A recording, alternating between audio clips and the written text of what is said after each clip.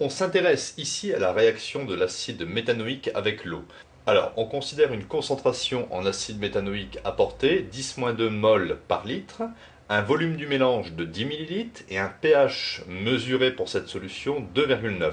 Première question, il faut écrire l'équation de la réaction de l'acide méthanoïque sur l'eau. Deuxième question, il faut calculer l'avancement final, l'avancement maximal, et il faut en déduire son taux d'avancement final.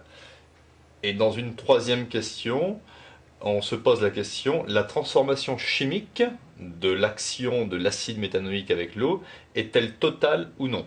Justifiée.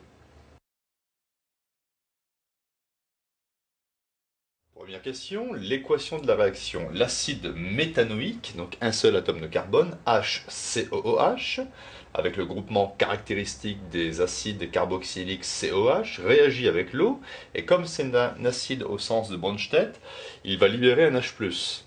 Donc HCOH plus H2O donnera HCO-, et le H+, est récupéré par l'H2O pour donner H3O+, l'ion hydronium aqueux. Dans une deuxième question, intéressons-nous à l'avancement maximal. Alors l'avancement maximal, Xmax, ça correspond à la quantité initiale en réactif limitant. Donc dans cette réaction, ici H2O c'est le solvant, il est en excès, donc le réactif limitant c'est l'acide méthanoïque. Donc je trouve ici Xmax est égal au nombre de moles d'HCOH introduite, c'est-à-dire C fois V. C c'est 10-2 et V, le volume du mélange, c'était 10-10-3. 10 ml, ça fait 10-10-3 litres. Et j'obtiens ici un avancement maximal de 10-4 moles. On s'intéresse désormais ici à l'avancement final, donc retenez bien ceci, l'avancement final correspond au nombre de moles d'H3O+, produits ici par cette réaction.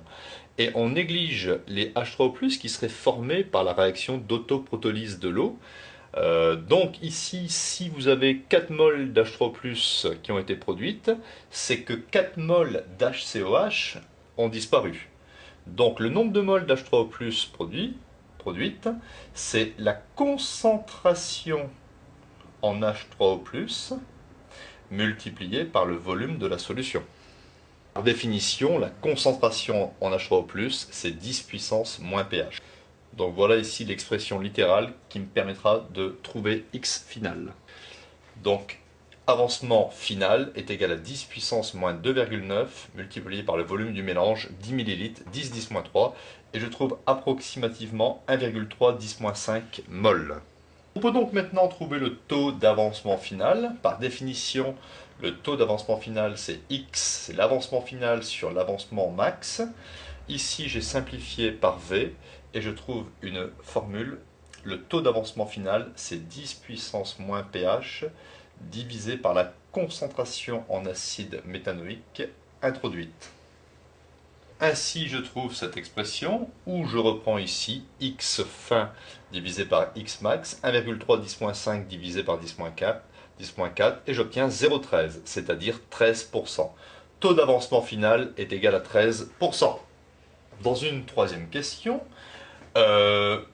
étant donné que le taux d'avancement est bien inférieur à 1, on peut considérer que la transformation chimique n'est pas totale, donc elle est limitée.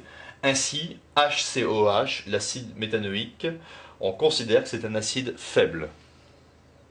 Alors, si on avait obtenu ici un taux d'avancement est égal à 1, on aurait dit que la réaction était totale et que l'acide aurait été un acide fort.